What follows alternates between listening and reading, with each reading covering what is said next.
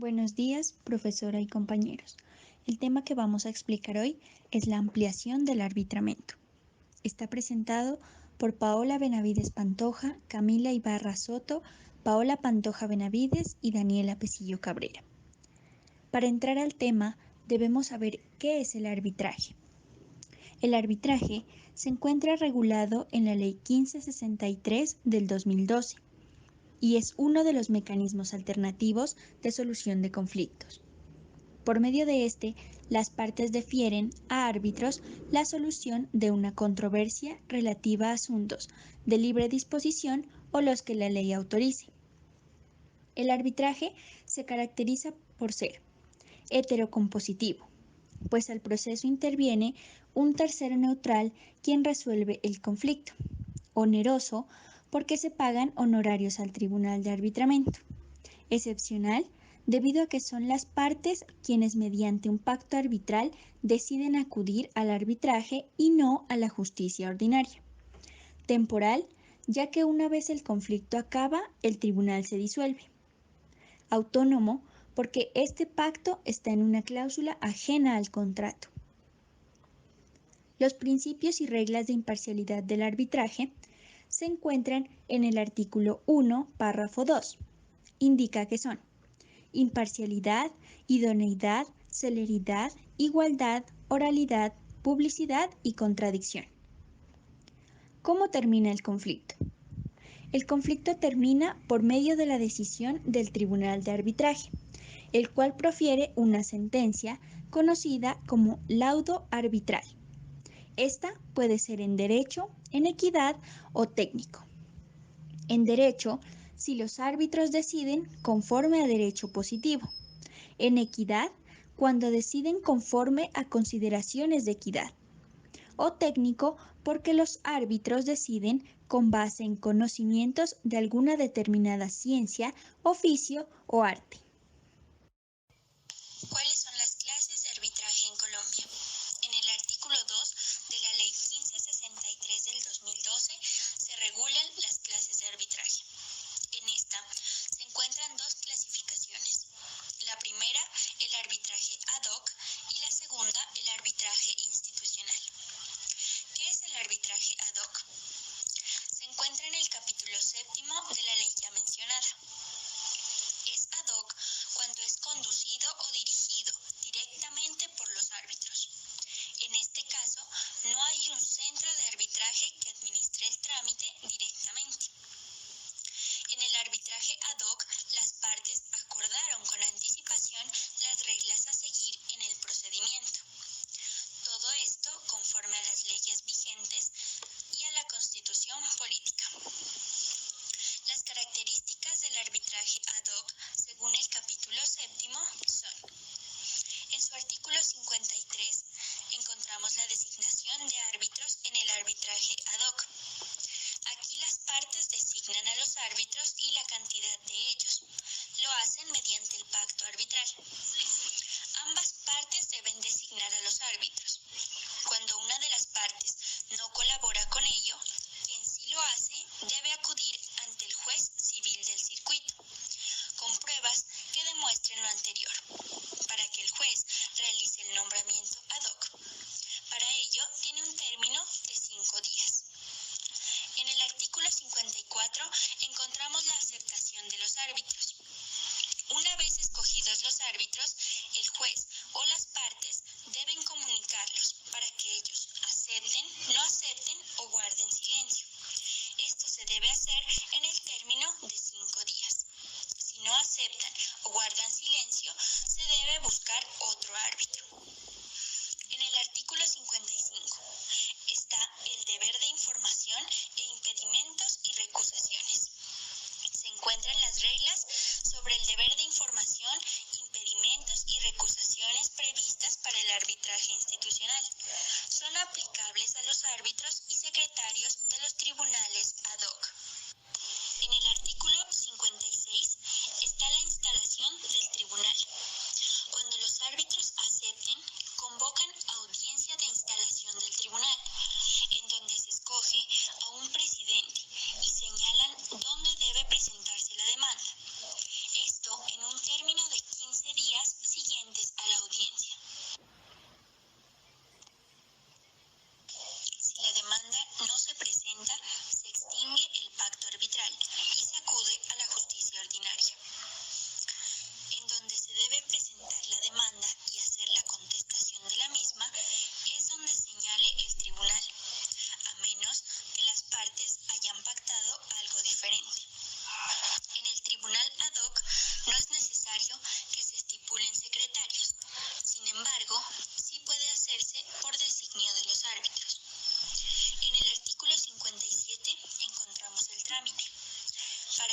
frente de todo el proceso, ella incumbe la demanda, la notificación, el traslado, la contestación, las pruebas, la fijación, los honorarios y gastos, los recursos y demás. Se les puede aplicar las reglas del arbitraje institucional. Arbitraje institucional. Este arbitraje se encuentra señalado en la Ley 1563 de 2012 y es importante señalar que, conforme a la misma, el arbitraje se rige por los principios y reglas de imparcialidad, idoneidad, serenidad, igualdad, oralidad, publicidad y contradicción. Un arbitraje institucional es un mecanismo alternativo de solución de conflictos y se relaciona con aquel proceso en el que una institución especializada interviene y asume el rol de administrador en el proceso arbitral como consecuencia de la inexistencia de decisión por las partes en relación a qué tipo de arbitraje se pretende acoger, entendiendo que se da un trámite de arbitraje institucional. Esta institución tiene su propio conjunto de reglas que proporcionan un marco para el arbitraje y su propia forma de administrar para ayudar en el proceso. Los arbitrajes institucionales se llevan a cabo de conformidad con las reglas de arbitraje institucional y son supervisados por una institución arbitral con la responsabilidad de varios aspectos relacionados con el proceso, tal como asuntos administrativos, financieros y otros similares. Este tipo de mecanismos procede por voluntad de las partes. Ahora bien, existen dos tipos de arbitraje institucional. En primer lugar, tenemos el arbitraje institucional reglado, que se presenta cuando las partes, además, deciden acogerse al reglamento del centro de arbitraje respectivo. Y por otra parte, tenemos el arbitraje institucional legal, que, aunque es administrado por un centro de arbitraje, en su procedimiento se aplican las normas legales por no haberse remitido al reglamento de dicho centro de arbitraje. El arbitraje institucional cuenta con algunas ventajas, tales como la disponibilidad de reglas y procedimientos preestablecidos que aseguren que los procedimientos de arbitraje comiencen de manera oportuna, además de una asistencia administrativa de la institución que proporcionará una secretaría o un tribunal de arbitraje. Y este también cuenta con asistencia para alentar a las partes a proceder con el arbitraje. El arbitraje institucional ahorra a las partes el esfuerzo de determinar el procedimiento de arbitraje y de redactar una cláusula de arbitraje, que es proporcionada por la institución. Una vez que las partes han seleccionado una institución, se puede continuar con el procedimiento que ha de ser establecido por el centro de arbitraje o por la ley. El panel de estos árbitros de una institución generalmente estará compuesto por expertos en el tema en concreto, lo que va a permitir a las partes contar con un árbitro que posea la habilidad y la experiencia, además de pericias necesarias para poder obtener un proceso de resolución de disputas tanto rápido como eficaz. Cabe señalar que las partes simplemente nombran un árbitro y corresponde a la institución hacer dicho nombramiento, y esa institución va a ser libre de considerar si el árbitro designado es competente para poder realizar el proceso de arbitramiento institucional. Un beneficio adicional, además del arbitraje institucional, es que las partes y los árbitros pueden buscar asistencia y asesoramiento del personal institucional.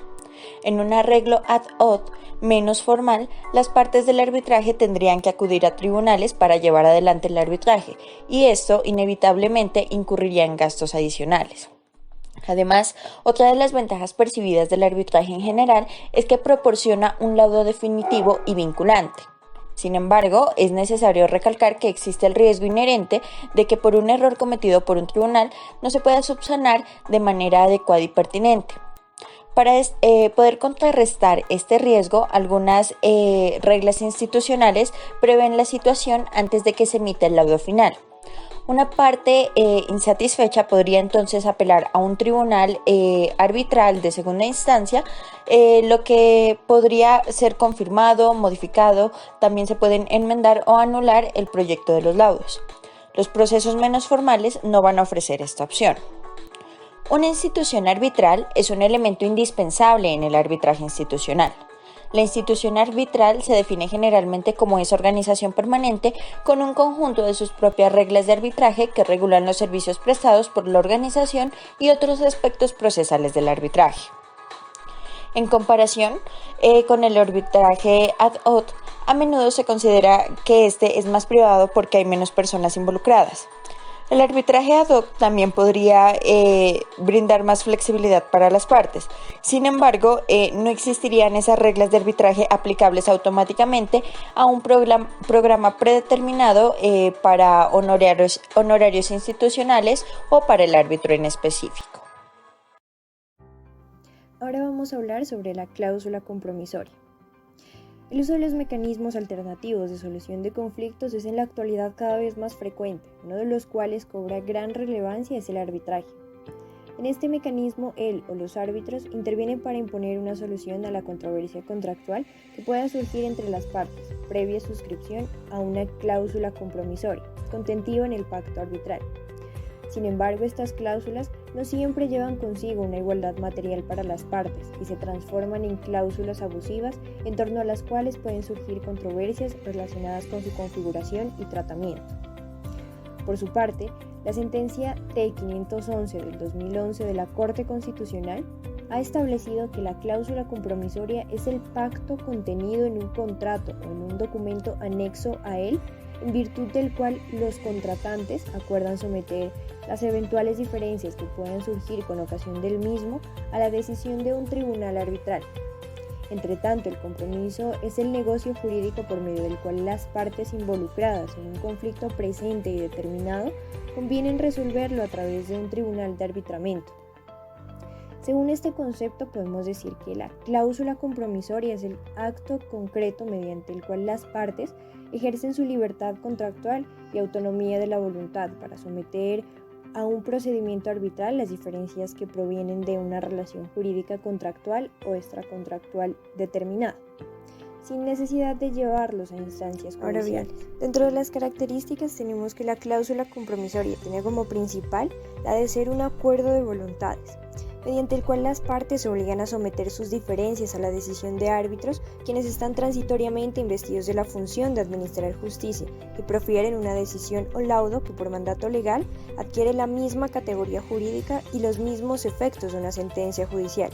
Es así que la cláusula compromisoria tiene su fuente jurídica en el contrato y su finalidad no es otra que la de procurar la ágil solución de los eventos de los conflictos que surjan entre las partes que los celebran. La segunda característica es que la cláusula compromisoria requiere solemnidad de estar por escrito. Se tiene por cierto que la cláusula compromisoria requiere una manifestación expresa de las partes en cuyo contenido reflejarán su voluntad de someter los conflictos que entre ellas puedan surgir en ocasión del contrato que celebra, a la justicia arbitral. Voluntad que es distinta de la voluntad contractual y por lo tanto se expresa dentro del mismo instrumento o acto jurídico o por separado, razón por la cual el pacto arbitral no puede presumirse y su existencia no puede deducirse por vía interpretativa. Igualmente hay que concluir que el único requisito de forma previsto en la ley respecto del pacto arbitral y específicamente de la cláusula compromisoria, el cual la reviste de solemnidad, consiste en la exigencia de que conste por escrito. La siguiente característica hace relación al carácter solemne y expreso que por mandato legal caracteriza a la cláusula compromisoria. Las normas legales vigentes que regulan los asuntos arbitrales en cuanto a los contratos estatales se refieren, establecen la solemnidad del escrito como un requisito esencial de la cláusula compromisoria. La naturaleza autónoma de la cláusula compromisoria. Como bien es sabido, según lo desarrollan de manera precisa los parágrafos de los artículos 116 de la Ley 446 de 1998 y 118 del Decreto 1818 de 1998, la autonomía de la cláusula compromisoria constituye una de las principales características, y en virtud de ella se determina que los efectos de las cláusulas compromisorias están llamados a subsistir aún en eventos tan extremos como los de la nulidad absoluta o incluso la inexistencia misma del contrato que lo contenga. La última característica hace referencia al respeto de los principios de planeación e igualdad precontractual. Si para el momento en que la entidad efectúa los estudios previos de la contratación y con fundamento en ellos concluyó que en un futuro contrato resultaba necesaria o pertinente la inclusión de una cláusula compromisoria como medio efectivo para la solución alternativa de los conflictos que se presentarán en razón de la celebración, ejecución o liquidación del respectivo contrato, naturalmente resultaría lesivo al principio de igualdad frente a los demás proponentes que se admitirán la posibilidad de su libre disposición mediante la aplicación de la renuncia tácita.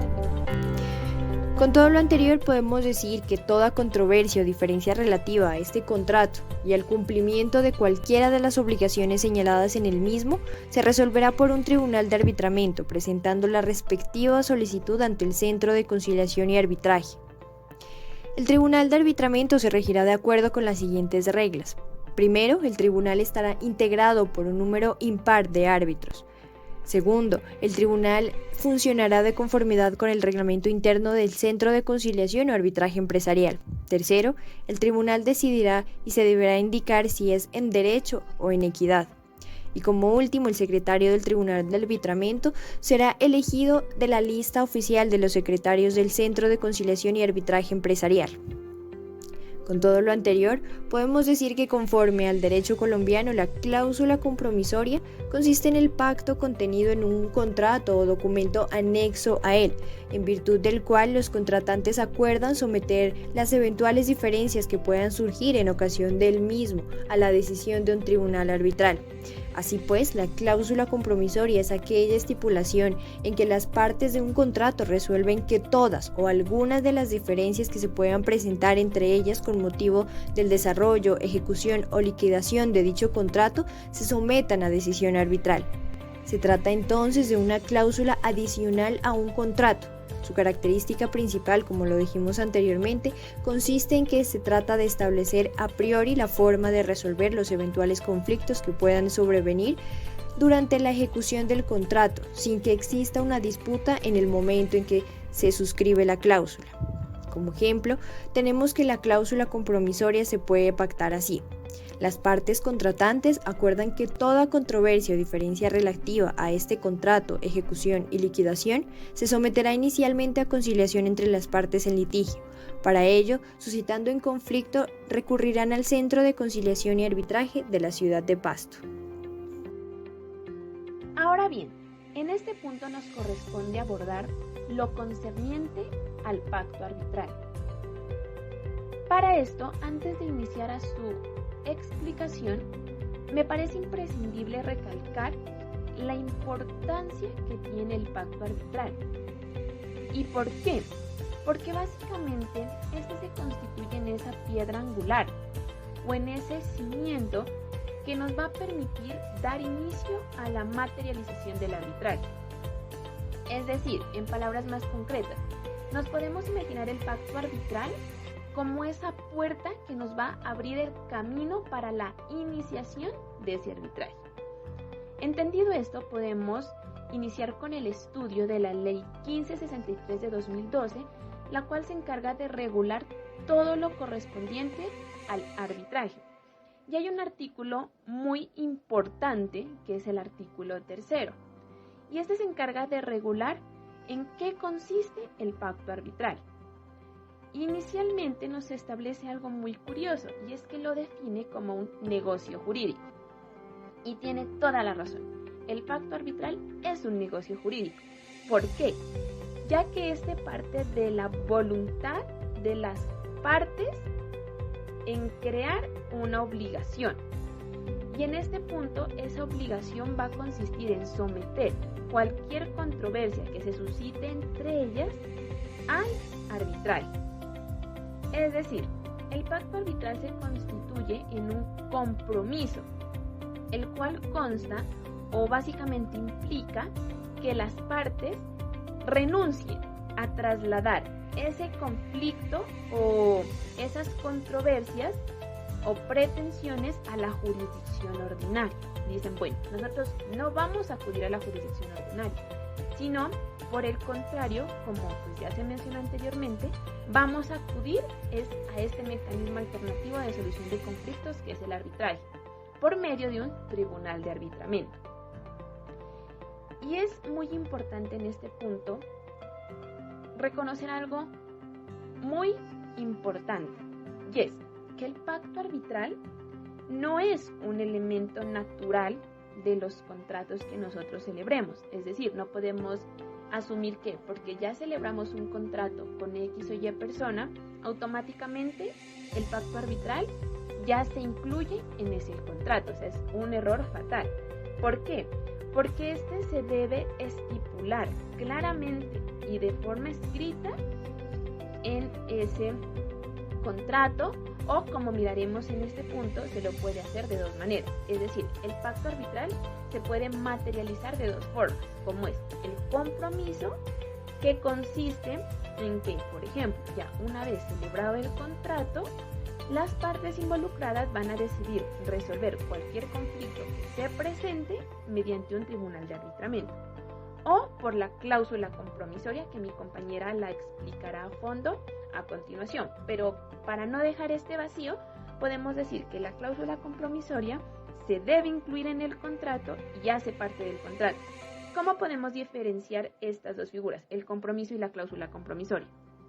El compromiso se realiza o se ejecuta después de ya celebrado el contrato.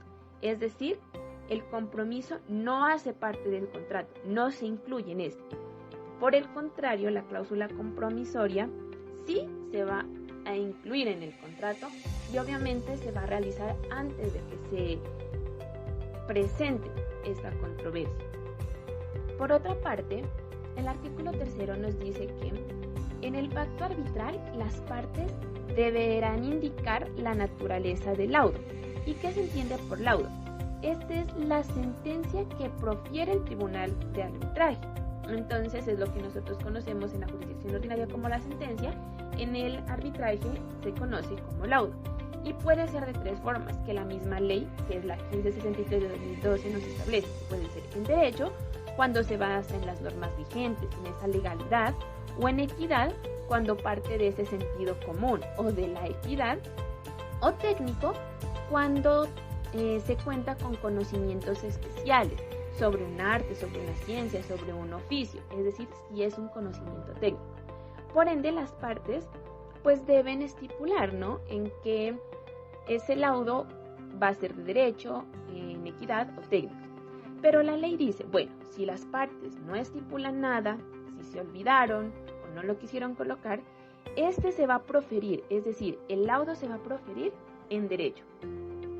Por último, para comprender de manera concisa y poder comprender de manera clara este pacto arbitral, vamos a colocar un ejemplo muy sencillo. Por ejemplo, es decir, Andrea y Camilo celebran un contrato de compraventa, en donde Andrea se obliga a entregar la cosa, que va a ser un bien inmueble correspondiente a una casa, y Camilo a entregar el precio. En este contrato de compraventa, ellos establecen la cláusula compromisoria, que es decir, ese pacto arbitral, que en caso de controversias entre las partes se va a recurrir al arbitraje, a un tribunal de arbitramiento. Posteriormente, Andrea entrega la casa a Camilo, pero Camilo no entrega el dinero. Entonces, Andrea dice, no, yo voy a demandar a Camilo porque voy a resarcir el contrato y voy a solicitar una indemnización. Voy a acudir a la jurisdicción ordinaria y lo demando. ¿Qué puede hacer Camilo aquí? Camilo aquí, en la contestación de la demanda, tal pues como lo establece el artículo, puede recurrir a una excepción previa y decir, espere un momentico, nosotros tenemos, señor juez, una cláusula compromisoria. ¿Qué tiene que hacer el juez? Rechazar la demanda y trasladarla pues ya al tribunal de arbitramiento. Pero ¿qué pasa, por ejemplo, si Camilo no niega expresamente ese pacto arbitral? El artículo 3 establece que se entenderá válidamente probada la existencia de ese pacto arbitral. Y por último, para entender y recalcar la importancia del pacto arbitral, es que nos permite cumplir uno de los principios del arbitraje, que es la celeridad.